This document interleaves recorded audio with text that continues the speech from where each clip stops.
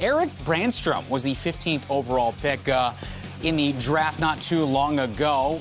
Recently involved with the trade with Mark Stone heading off to Vegas. So this kid putting up the numbers as a defenseman in the AHL. You can see the profile here, 15th overall in 2017. Look at the numbers with Chicago and Belleville.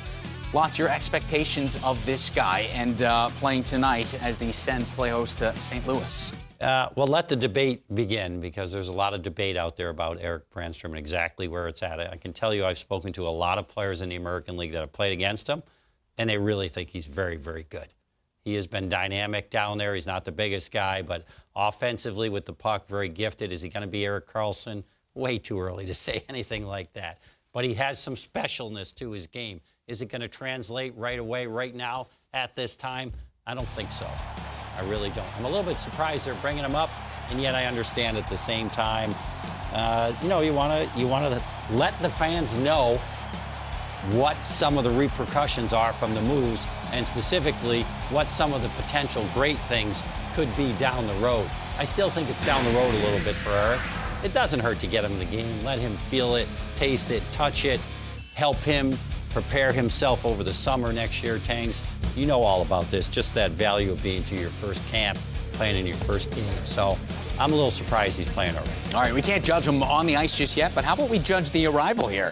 Plenty of sticks. Hopefully he doesn't go through all of those tonight, otherwise he's in trouble. But looks like a competent kid. What do you remember walking into the arena, your very first NHL game, Tangs? Oh, my God, looking everywhere, sweaty palms. Was the camera right in your face like this? The camera was not like that, because I played my first game in Nashville with the Colorado Avalanche, so they weren't quite the excitement as perhaps there is in Canada, or the entertainment factor that there is. But, certainly there's tremendous nerves. I mean, this is a moment that he's grown up and hoped for and wished for is this whole time. And playing, in the Chicago Wolves organization and playing with guys, the World Junior Championships in the past years that are now all NHLers. So you're starting to think, when am I going to get my chance to have this first game? So for him right now, tonight's going to be the first game. It's going to be good. And he's going to get a good chance to play, because Thomas Chabot is out with the foot injury, with the broken toe. So now he's going to get lots of ice time. He's going to get looks on the power play. He's going to be into his element. Yes, he will go back to Belleville to have the playoff run there, but I think that it's good that you give him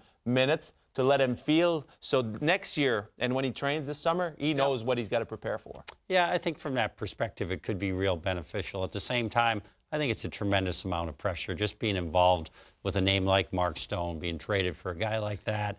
That ramps it up right away. But at some point, you have to get thrown into the fire. So Pierre Dorion decided it would be tonight. Let's see how he does.